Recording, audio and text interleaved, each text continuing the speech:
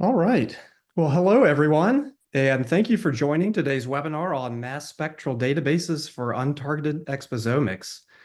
This is the 16th webinar in the Exposomics webinar series for the Human Health Exposure Analysis Resource Program. My name is Chris Duncan, and I'm a program administrator at the National Institute of Environmental Health Sciences, and I'll be the moderator for today. It's my very much pleasure to introduce our speaker for today, Dr. Pieter Dorrestein. Dr. Dorrestein is a professor in the Skaggs School of Pharmacy and Pharmaceutical Sciences in the departments of Pharmacology and Pediatrics at UC San Diego. He is a director of the Collaborative Mass Spectrometry Innovation Center, and he's also a co-director of the Institute for Metabolomics Medicine. Pieter's research aims to develop new mass spectrometry-based methods to understand the chemistry of microbes, our microbiome, and their ecological niche. A few areas of his recent research focus include capturing mass spec knowledge to understand the microbiome, drug metabolism monitoring, the informatics of metabolomics, microbe-microbe and microbe-host interactions, and the co-development of the Global Natural Products Social Molecular Networking Knowledge Base, or GNPS. Today, Dr. Dorrestein will discuss leveraging the high volume of public data generated from untargeted metabolomic and exposomic studies, and how analysis of these very rich data sets using repository scale approaches can give new impactful insights that are only observed if using these multiple studies altogether. And Pieter will share insights on how mass spec data are indexed, organized, curated, and analyzed in large scale.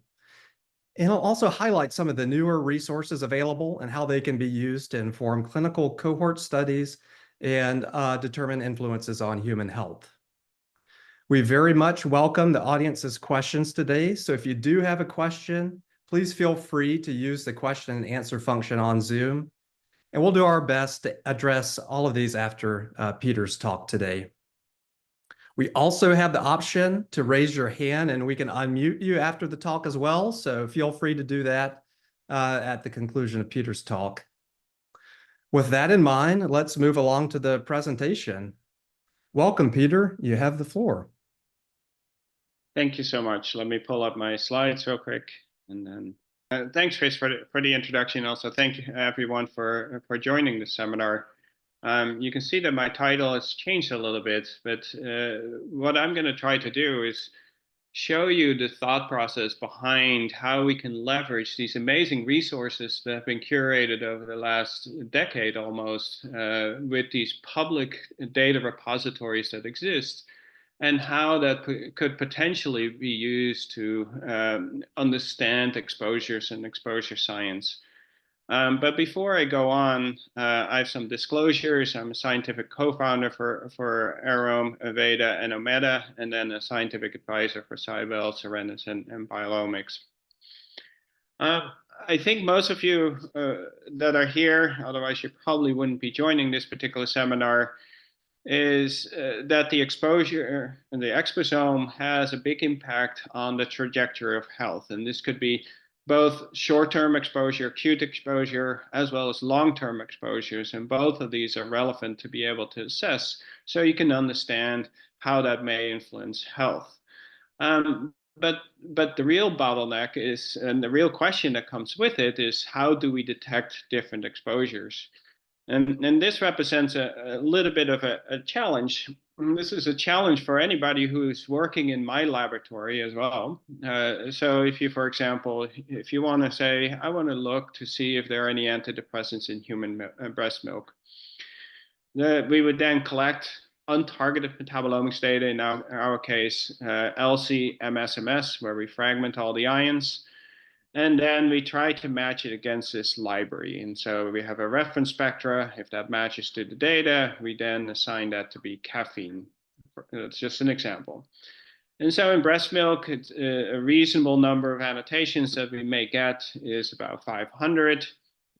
And so now we have this list of names that we get. And now the question is, well, which ones of these are antidepressants, or which ones of these are exposure molecules? You do a literature search, you go to Google, you go to Wikipedia, you use ChatGPT, and in the end, you have a list of all the molecules in this case that are antidepressant, or if you care about food-derived molecules. But this is a pretty manual process in general still. So now that person graduates or moves on, gets a faculty position, which is wonderful. But now we have a new person come in, and mass spectrometers are not experts in the molecules that they look at, particularly in untargeted metabolomics experiments. There's so many different molecules, they may have never seen them. And so if you, let's say, analyze a fecal data set, now you want to understand, is anybody taking antibiotics, and how does that impact the gut microbiome? You go through that same process. Maybe now we have 1,500 annotations, and we do the same process, and now we find some antibiotics. But it's inherently a non-systematic approach, and it doesn't capture the knowledge that the previous person gained. And so if we expand this into drugs, food, microbes, pesticides, plants, and we go through this sort of process each and every single time, you're really going to be spending a lot of time even just simply curating that metadata table to say, okay, this molecules from microbes, this molecules from food. And what's even more remarkable, if you take two people with the same list of molecules, you may not get the exact same source information. So you may not, somebody might assign a molecule to a microbe, whereas somebody else may assign it to a food, and in reality, they may be present in both. And so this represents one of the limitations in untargeted metabolomics that my laboratory faced over and over and over. And so the thought process that we had to make this easier is actually leveraging these large resources that have been created. One of those are these reference libraries. And the idea behind reference libraries, these are the known molecules. So you have some sort of structure associated with it. You have an annotation associated with it. But now we can tag essentially metadata to this library or reference library spectrum, so that when we encounter that particular spectrum, we don't only get the name of the annotation, but also the metadata, where it's a microbial molecule, it's a drug molecule, it's a pesticide, et cetera, et cetera. The other strategy is actually taking entire reference files. And so if you have, let's say, a tomato, you haven't done an LCMS on a tomato, we then attach that metadata tag to it, and it captures both all the unknown spectra and the known spectra. So every single spectrum in those reference files are now have this metadata attached to it. And this represents a strategy to build a reusable approach to leveraging what's already available in the public domain. And the first example I'm going to show you is just one of the examples that we have for reference libraries. And it's really led by Nina, Kine, and Karina. And they were the drivers behind this particular project. And the idea was, largely, can we basically create a resource that allows you to quickly assess whether something is a drug or not? Or if you have a large cohort that you're studying, which samples that you studied actually contain different medications. So, but why do we want to really develop sort of this empirical strategy for medication exposure readout? Because in principle, we should have really good clinical records, and they are getting better and better and better. However, there are some limitations with medical records. Over-the-counter medications are not documented. We cannot assess adherence or compliance to the treatment regime. People are also super creative in getting medications. I mean, I could go 25 miles from my house, I can go across the Mexican border, and I can pretty much buy any medications I wish. You can order them on the dark web. We did that for a specific project together with law enforcement. And essentially, you can order any medications on the dark web. If you order antibiotics, you get free Viagra, for example. That was one of the perks that we found out when we ordered via the dark web. But also people are creative in using leftovers, either from people that live in their house, maybe a friend that has some extra medications that they didn't use and you're not feeling well. People do tend to grab some of this. However, there's also a lot of inadvertent exposure where you do not know that you're exposed to different medications. And that's because our food supply actually contains quite a lot of medications. The foods that we investigated so far, 20% of them contained some sort of antimicrobial agent. And generally people think, well, that's added to meat. No, it's often antifungals that are added to, let's say, fruits and vegetables, but also even organic yogurts or dairy products. They often contain, let's say, the antifungal natamycin, which is in humans used in fungal treatment of eye infections. But it's a product that can be added to organic dairy products to prevent fungal growth. And so there's a lot of exposure to medications through our food supply that we're not aware of. The other aspect of it is, okay, medical record, let's say you get a record from the last 2 weeks or the last day of when the sample was collected. But kinetics and distribution is really important. And so the sample that you're investigating may not have that particular drug in it, even though the clinical record says it has been taken because of the kinetics that exist. And so the idea that we want to, the idea behind it is really, if it takes 1 year to do this kind of work, can we get to it in an hour? And of course, we're not there yet, but you can see the progress and the direction that we're taking with the resources that we're building. And so the question is how? So first of all, we need to get a spectral library where we know that they're drugs. So that's the first thing. And then we attach a variety of different metadata that might be of interest to the community to quickly assess. So if you want to find out all the antibiotics that are present in the sample, you just find that infectious disease or antibiotic metadata tag and then filter for it.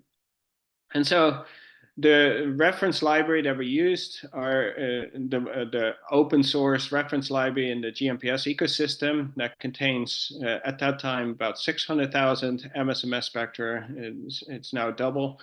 But essentially, we tried to see if any of the names or any of the structures contain in any of these sort of drug data bank resources that exist, and then in combination with expert curation of pharmacists.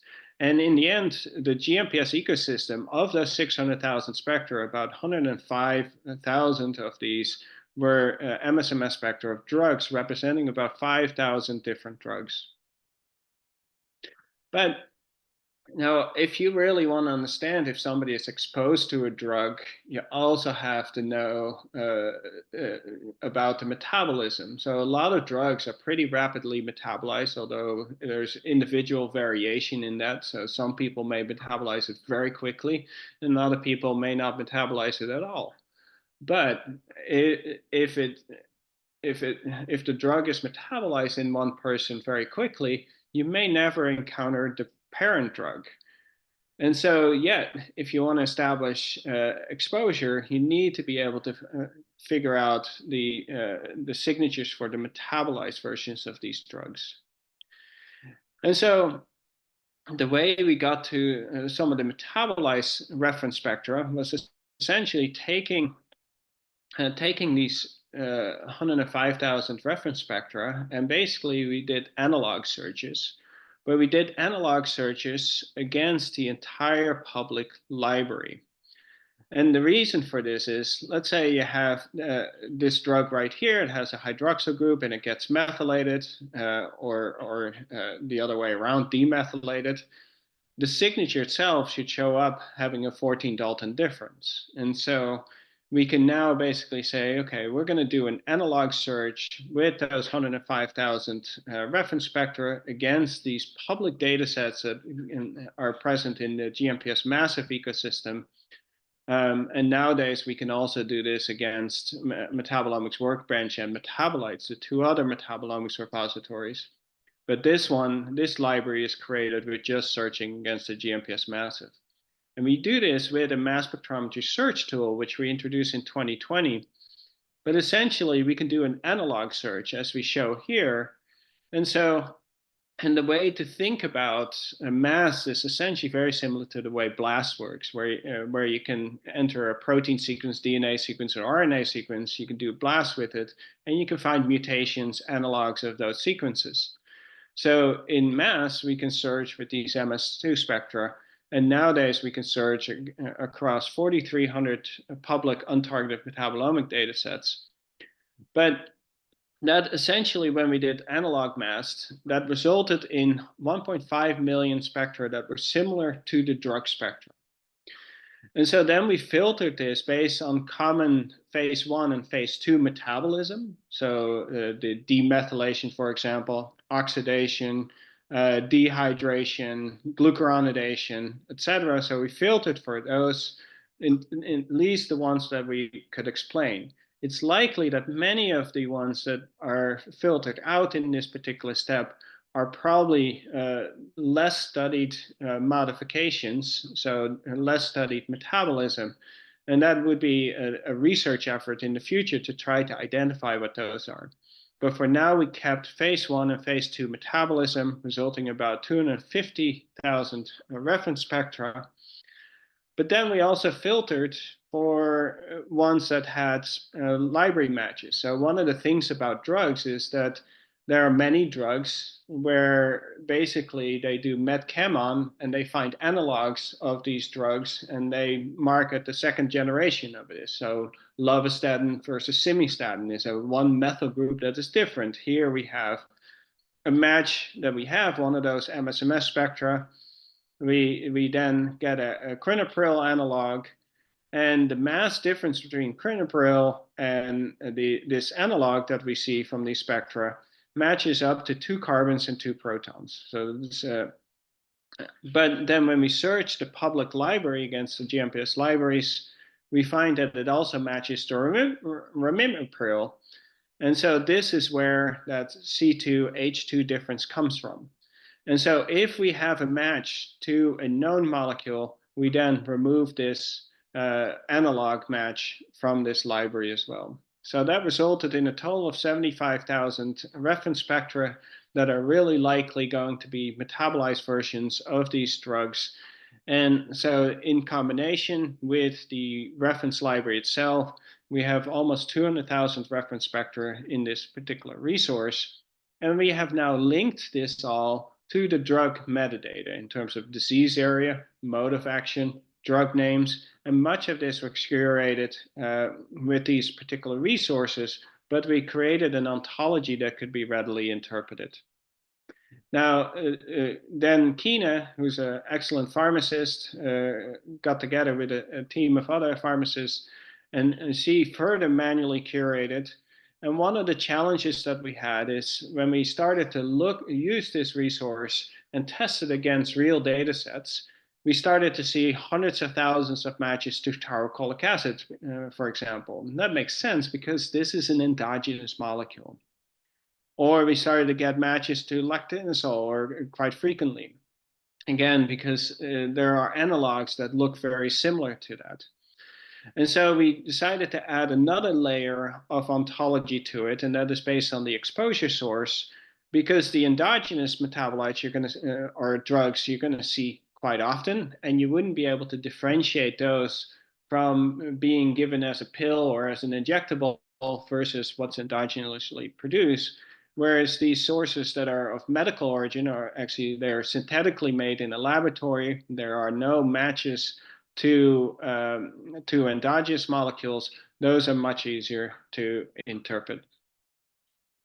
So then the question is does the drug library do what we want it to do? And so to test this, we took a data set where it was known that people were given certain drugs. So here's a group of 10 individuals that were given diphenhydramine, and 10 individuals where they weren't given diphenhydramine.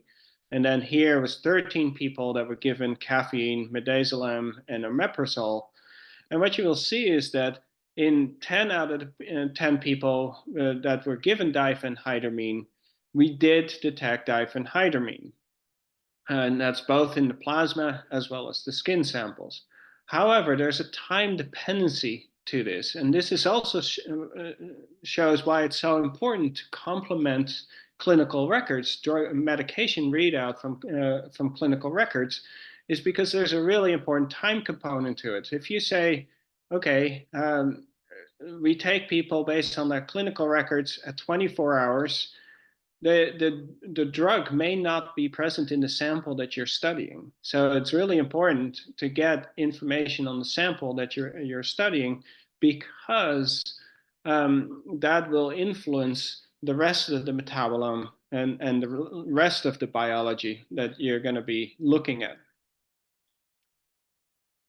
So we can expand the question of, is the drug library reliable? We can go to actual data sets. So here's an HIV plasma data set and then a COVID plasma data set, and they should have very different medications that are present. That makes sense once you look at it.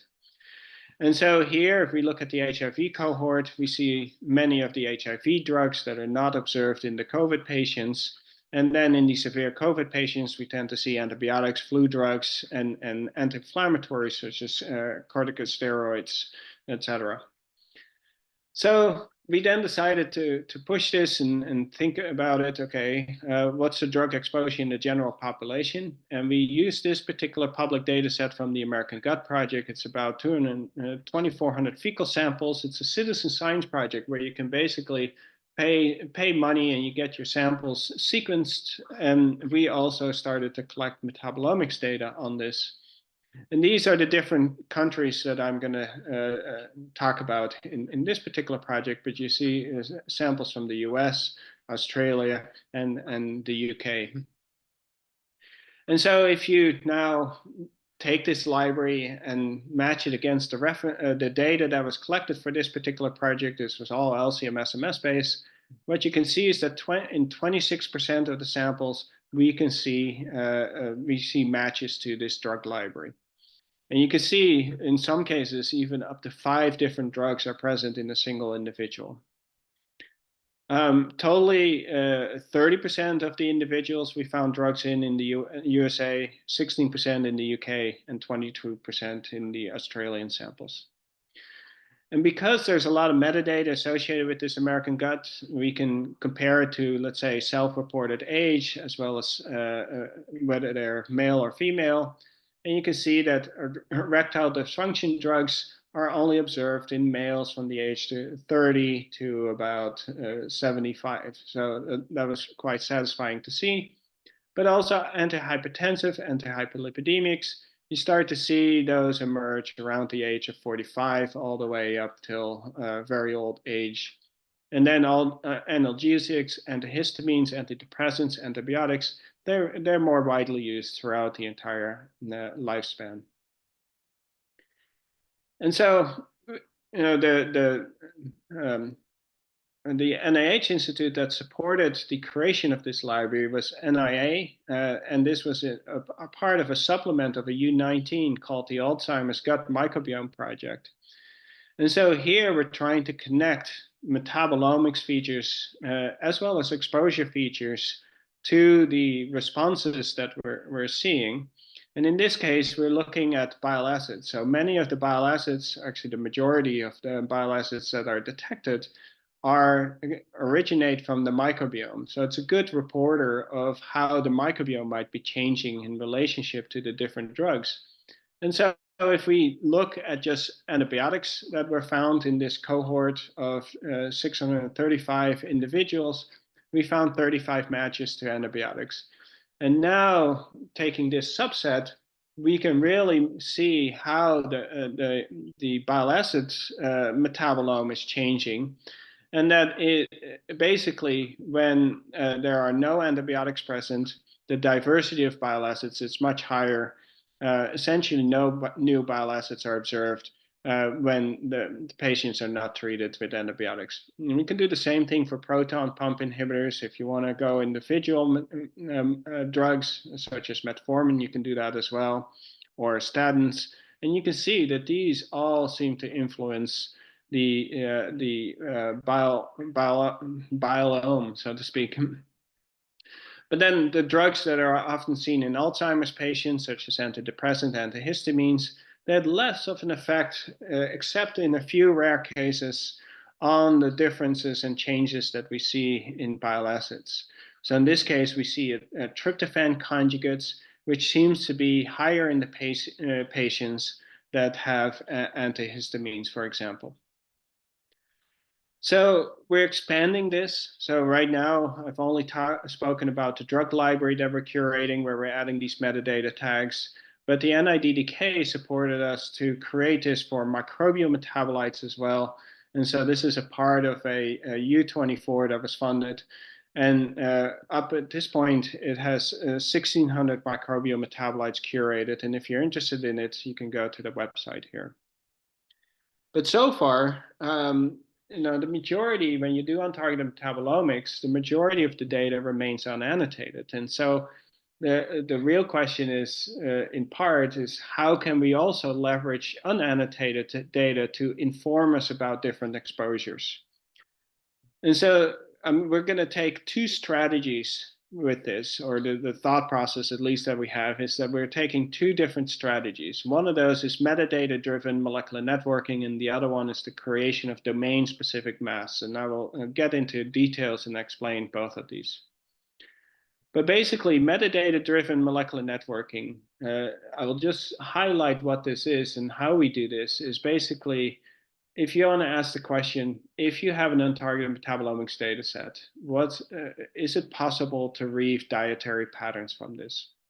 And the real question is, can we empirically establish diet from untargeted metabolomics data? And so the fundamental principle behind this is that every molecule in your body, well, at least 99.99% of what is in your body, has to be ingested. So it has to be either consumed from a meal or part of your beverage. Some of it will be from inhalation, some of it will be absorbed through the skin, but the majority of molecules that are in your body originate from your diet. And so if that holds true, that means that dietary signatures must be present in these clinical samples.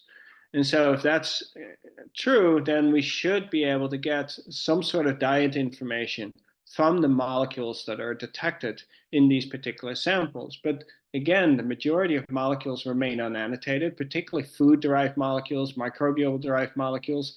They are not yet annotated because people haven't investigated those sufficiently enough. And so the idea that we had is, well, what if we create reference data of food? So do LCMS-MS, untargeted metabolomics data on food, or grab that reference data from the public domain, and then do co-analysis with clinical samples so that we can basically, in the end, get a food ontology out of it and some sort of spectral count in terms of the frequency with which those foods are observed. And based on that, you can begin to develop a proportional dietary pattern among the different individuals that you're investigating.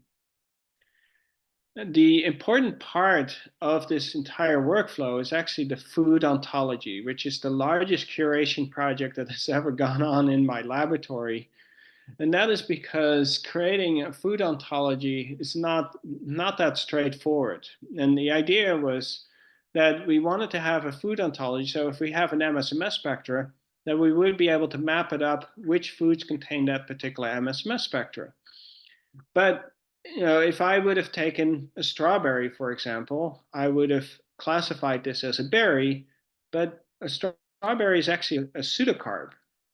And so if you did not know this, you would have classified it incorrectly.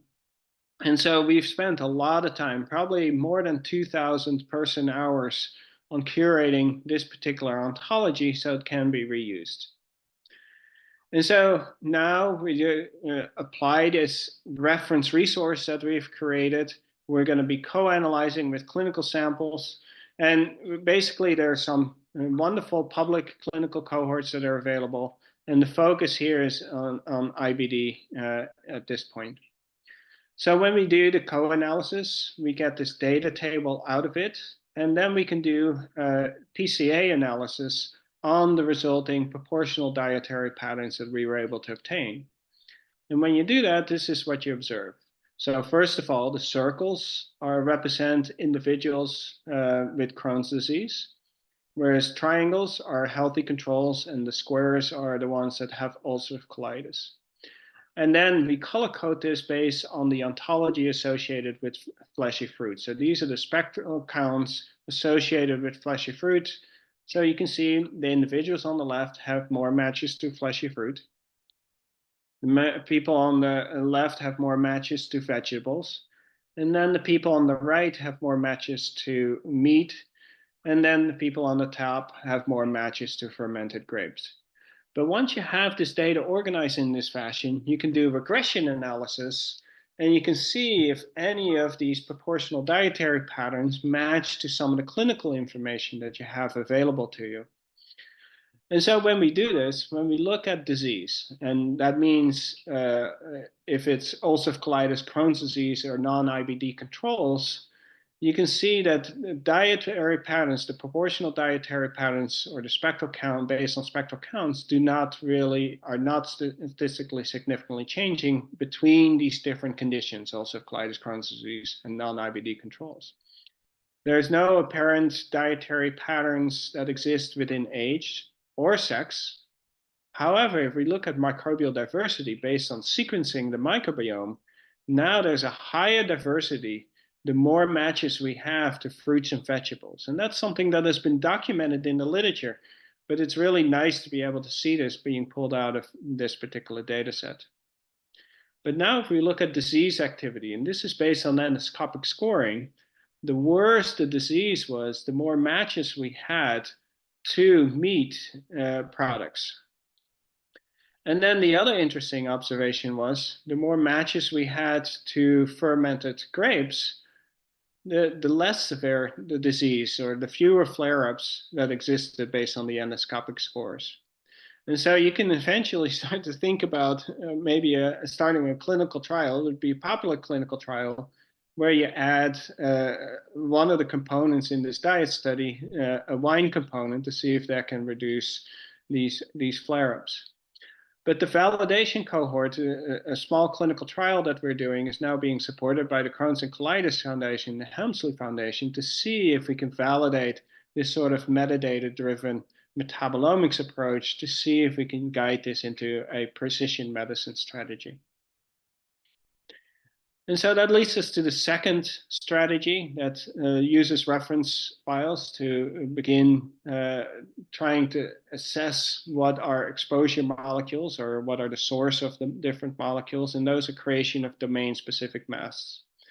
In the area of my laboratory, as the introduction indicated, the area that my laboratory is really interested in is the microbiome. We're really wanting to be able to detect microbiome-derived molecules and ultimately understand their function.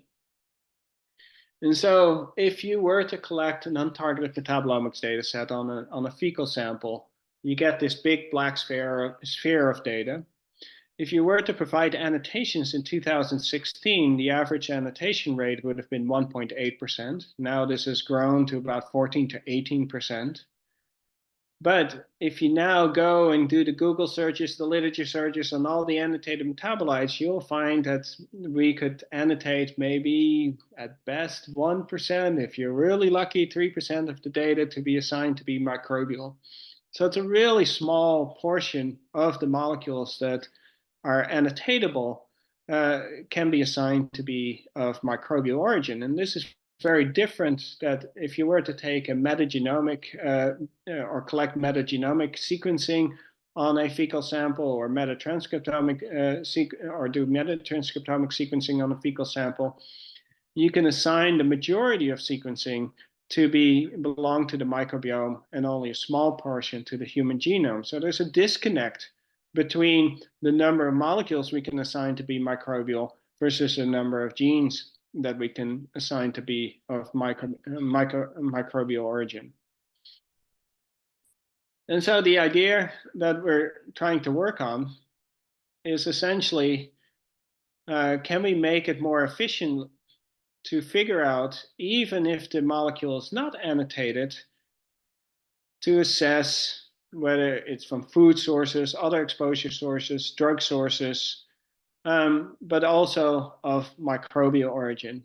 And the question is, can we leverage this public data that already exists, to make these assignments? And this is really how the start of the MicrobeMass, which is a domain-specific mass. And the idea was, we want to be able to assign known molecules to see which microbes can produce them, but also the unknown molecules be able to assign, or the unknown signatures that we get by mass spec, to be able to assign which microbes can make those.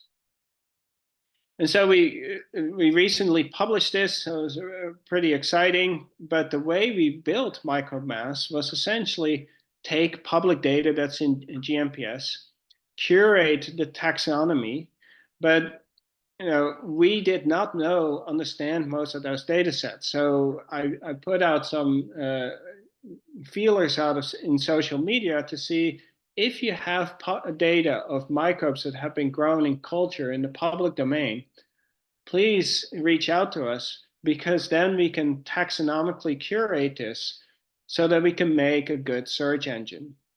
So in 2 months, we had about 100 scientists that reached out for this, and we curated more than 100 million MSMS spectra that have been observed in microbes grown in culture, so of bacteria, fungi, and we added human cells as sort of a control that, if this metabolite is observed in bacteria and fungi and in human cells, then it's probably not only produced by bacteria. And so, for example, tryptophan would be found in many of these. So to build a taxonomic tree, we have about 60,000 unique LCM-SMS files that have this curation being done by the community, resulting in about 2,300 NCBI IDs. And those fulfill about 2,800 taxonomic branches on this particular tree. And they really come broadly from bacteria, some archaea. We'd like to have more of these because those are important in the microbiome sphere, and eukaryotes. It's about 12,000 fungi. Almost all of the other ones are bacteria, and very few archaea. But then we coupled this with a fast mass search that we have implemented, and then combine it with this particular readout is what allowed MicrobeMass to be how MicrobeMass was developed. And so that allows you to basically say, okay, if I have an MSMS spectra and I search with MicrobeMass, so for example, phenylalanine cholic acid amidate, this is a microbial metabolite that we discovered in 2020, or we published in 2020.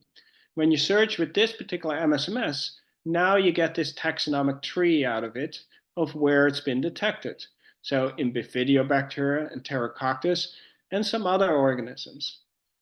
And so this is a pretty powerful strategy of data reuse that allows you to then interpret at least microbial metabolites. And so we use this to extract putative microbial metabolites. And the strategy that we employed is, there was a public data set that we had from, I think, 2018 of germ-free mice colonized with a microbial community. And the first filter that we applied was basically, we kept all the MSMS spectra that were only observed in the mice colonized with a microbial community, because presumably those are more likely going to be microbial metabolites.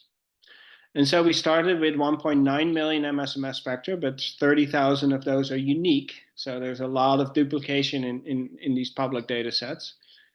And the filtering resulted in about 10,000 unique MSMS spectra. And then we searched against MicrobeMass to see if any of these could be produced by microbes in culture. And we found about 3,200 MSMS spectra that could be made or that were produced by these organisms.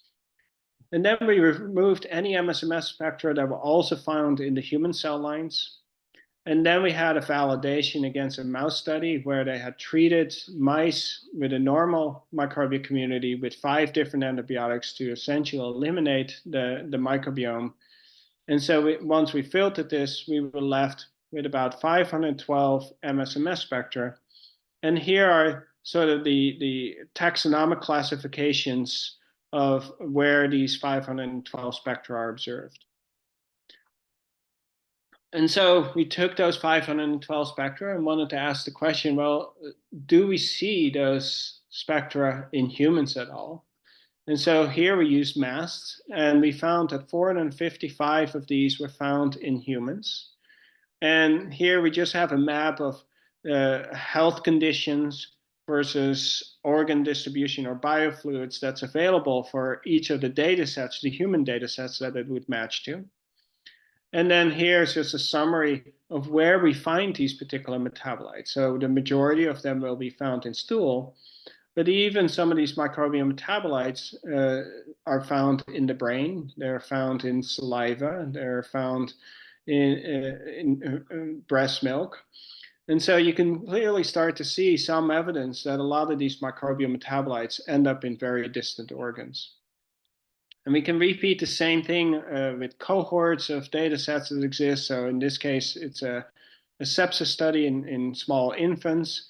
And here we see microbial metabolites over time. Basically at the onset, they are not detected. And as the microbial community starts to take shape, we start to see these particular microbial metabolites. And this is now using micromasses pretty quickly to assess what is likely going to be a microbial metabolite or not. So micromass is one of the domain-specific mass we have. We have food mass based on the original ontology that we created, plant mass, drug mass based on the ontologies that I previously spoke about. But also we're adding entire formulations of drugs. So basically the entire pill that you're taking and that being extracted and run. And we have tissue mass and are slowly beginning to build an exposure mass. This is a UO1 that's funded by NIA as well. And here's some of the first hints of or examples that we're beginning to build out with this particular UO1. So in this UO1, we're starting to collect reference data on personal care products. We're starting to collect reference data on the entire formulation of drugs. Plastics, wood products, whatever people use on their daily basis, rubber from tires, etc. We're creating a reference data set. So far, we've really pushed the personal care product space a little bit more because we assumed that a lot of people would be exposed to them, and so it would be good to be able to observe those. So if you look, for example, this emulsifier, cyclodextrin, they're commonly in bath and body products, skincare products, so body washes, facial cleaners, lotion, moisturizers. And now if we look at the rest of the mass matches, we can see that they're primarily found on the skin of females. There's no other samples where this particular molecule has been detected. But the question is, do some of these molecules that are present in these sort of personal care products, do they end up in people? And so here's an antioxidant that is very commonly used in facial cleaners, lotions, skin care, perfumes, colognes. And in this particular case, what you will see is that they're found in blood. They're found in feces. They're found in the lungs. They're found in saliva. They're found in the vaginal tract. And this is based on matches in the public data. And so it would be really interesting to understand how does this antioxidant really affect the health trajectory of people that are exposed to it. But it's clear that this clearly gets systemically incorporated. And so the final example that I'm going to leave you with is our project on the International Space Station. It's basically a very unique and extreme microbial environment. This is a project with my co-worker, Rob Knight, and Rudolfo and Nina are the ones that are leading this particular project. And so this is a project together with JPL, these particular individuals. But the environment at the International Space Station in many ways is very unique compared to what you might find on Earth. First of all, there's weightlessness, there's more radiation, there's very limited nutrients. The only nutrients that exist is the food that is being brought onto the space station with these rockets that are being sent up. There's recycled air and water. There's a reduced hygiene. There's reduced amount of cleaning that exists because you cannot really bring that many towels. You cannot bring that many cleaning supplies up into the space station. And one thing that people have already documented is that there's an increase in antibiotic resistance, there's an increase in virulence, and there's a decrease in crew immune function. And so one of the goals, as we're starting to explore going to Mars or even other distant places, is to identify and mitigate risks of human health exposure during space exploration. And this is really, instrumental as we start a habitat to space. But one of the challenges that you face when you start to do these sort of space projects is that the best tech that you have on Earth, and in our case, we used a lot of these swabs that have ethanol in it, but these are these 15 centimeter tubes, that if you send things up in rockets, you don't want to take up a lot of volume. We also couldn't send up anything with ethanol. And so we needed to design our own tubes that were less than 5 centimeter in size, but still had these dual cotton swabs. And so we did 3D printing for this. And all this planning started in 2019. We went to the JPL National Laboratory, went to Houston to look at the mock-up for the space station of how this would really go and be done. And so in December 2020, these samples were launched. This is the rocket that was going up and that eventually delivered this cargo to the space station. And then in 2021, the sampling happened, and in totally, Kate Rubis, which was the astronaut that was doing the sampling, she spent 14 days of sampling. She got 803 samples total, but she took pictures of everything she sampled. She really documented every location of where in the space station this was sampled. In total, we were able to get samples from 9 different modules, and then those were sent back to us. And so based on the map that the astronaut created, we have this 3D image where each of these circles represent the location of where the sampling was taking place. And here we're actually looking at the toilet and exercise area. So the toilet is on the left, the exercise area is on the right. And so when we performed LC-MS and MES analysis after blank subtraction, we can start to see about 3,200 mass spec features.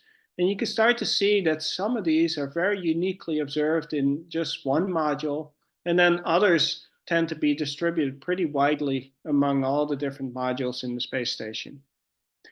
And so one of the kind of molecules that we saw were based on disinfectants. And yeah, you would expect those to be around the toilet area where they would want to do some cleaning. But if you start to look around the toilet area, you can also start to see, well, there's no real ceiling there, but on the bottom or the left, on the right, on the top, above, you start to see these quaternary ammonium compounds that are part of this disinfectant wipes that they have available on the space station. We also start to see evidence for microbial metabolism. So here are urinary metabolites or fecal metabolites also. And you can indeed see those along the toilet. They're commonly observed there. And then if you take the sequencing data, you can indeed see that there's quite a lot of different gut microbes that are present around this region, but not only the toilet area, but also all the areas around the toilet. So just cleaning that local area does not eliminate the presence of fecal and urine metabolites throughout the entire module. We could start to see other exposure molecules, so industrial chemicals, so sealants materials. And this was largely observed around these rubber mats that are part of the exercise equipment, where they put these rubber pads on them so that preventing them from slipping. And they actually use the sealant shown right here. And that's one of the things that we detect. We also see these forever chemicals, but this was only in the module, exercise module, and right across from it, they had a plastic sheet. And this contained a lot of these PFAS molecules. And then we start to see pepper-derived molecules or food-derived molecules on the dining table, as well as the food storage modules, and even where the food processing is taking place.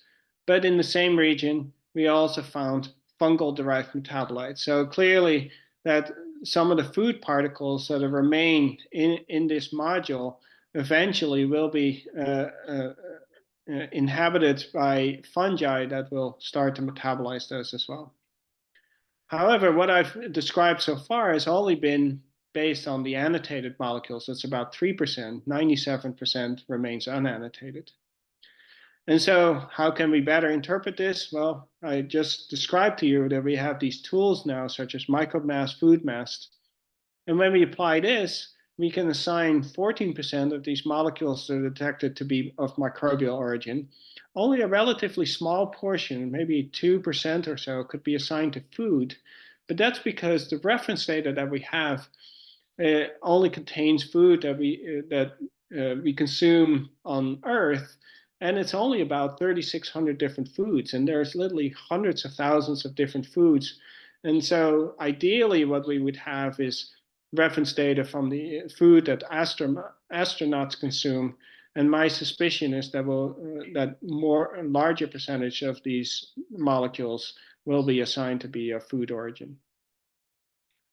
So one of the questions that we have is how similar is the ISS space station metabolome to the metabolomes that might be observed in human habitats on Earth? And so we have data on urbanization gradients, and so from the jungle all the way to the city.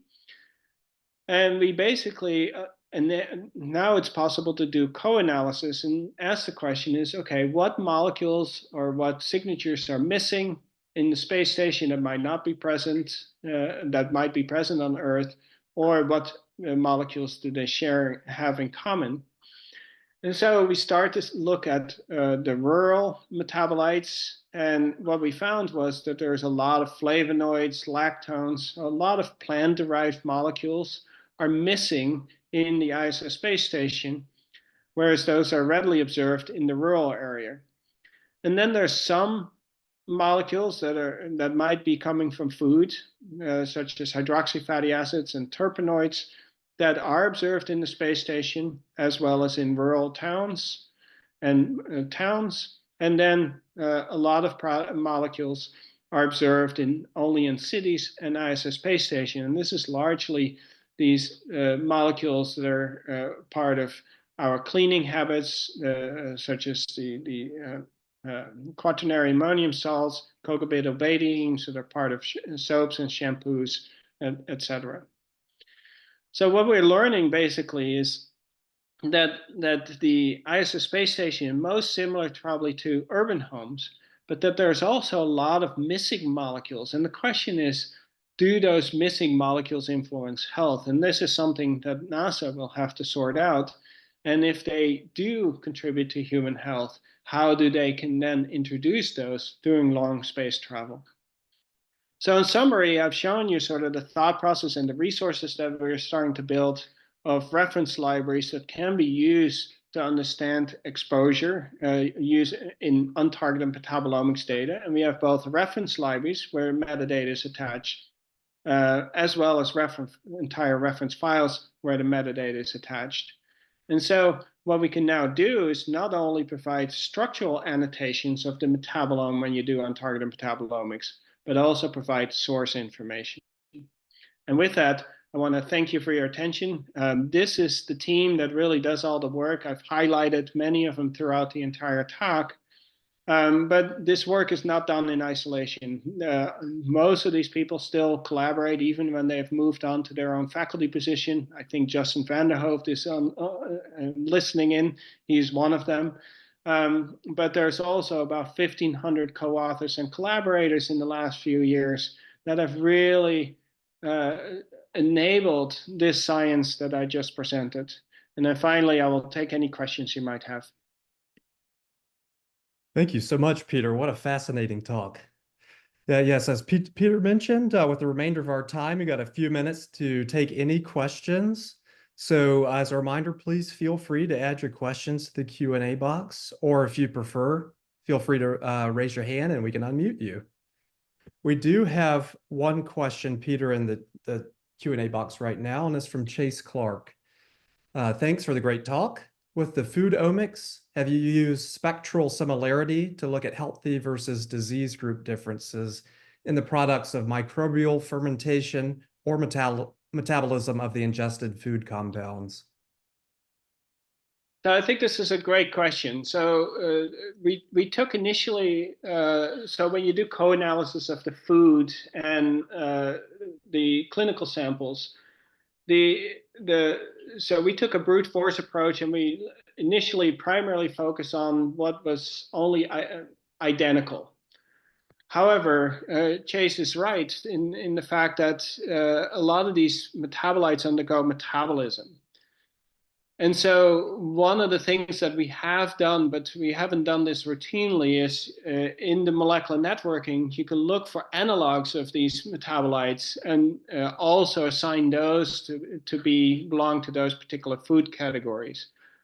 But it is difficult. If you were to consume grapes and consume wine, essentially the process of making wine from grapes is a metabolism result. And so it is actually pretty tricky. And I think we will still need to develop new technologies that would allow you to differentiate in a very rigorous fashion whether somebody consumed grapes or whether these were wine products. So I think so. Molecular networking is one way that you can begin to propagate. I think there are some other creative ways where people can assess metabolism, but those have just not been employed yet. So if anybody is interested in developing those resources, I would love to work with them. Great, thanks, Peter. And we'll take one more. We've got a question from Justin Vanderhooft. And again, thank you for your great talk, Peter. Do you plan to extend the food mass principle for the reference-based metabolomics? And if so, what is your approach to grow it? Yeah, so that's a great question. So we're primarily biased with the foods that we have that were really accessible to us. So primarily what students and faculty around us were eating. That's likely also not representative of the entire world population. So there's two strategies that we really like to use to expand the food reference library. One of those is reaching out to different people in different communities so that we can get those samples and run them. The other one is collaborate with people who have an interest in food analysis and working with them that they also collect data on those so that we can really expand the reference library of food. I think this is one of the necessities. And we've seen this also, that if you take a Hispanic community versus a non-Hispanic community, and you don't have reference data from that Hispanic community, you don't get as many food matches than if you do include the reference data from the Hispanic community. So there's real value of getting more. The more data you have, essentially, the better it will be. And once you have enough data, I suspect there are going to be some really good machine learning strategies as opposed to the brute force approach of spectral matching we use now to be able to assign the food composition based on these based on clinical or matches to clinical samples. Thank you, Peter. And looks like we're out of time for today, but in closing, just want to thank you, Peter, for your excellent presentation and thoughtful insights. And I'd also like to thank the HERE Network and the organizers of this HERE Exposomic webinar series for the opportunity to highlight this very important topic today. Before we sign off, I'd like to share one quick announcement. The next webinar in the Here Exposomics webinar series will be on Wednesday, November 20th from 3 to 4 Eastern.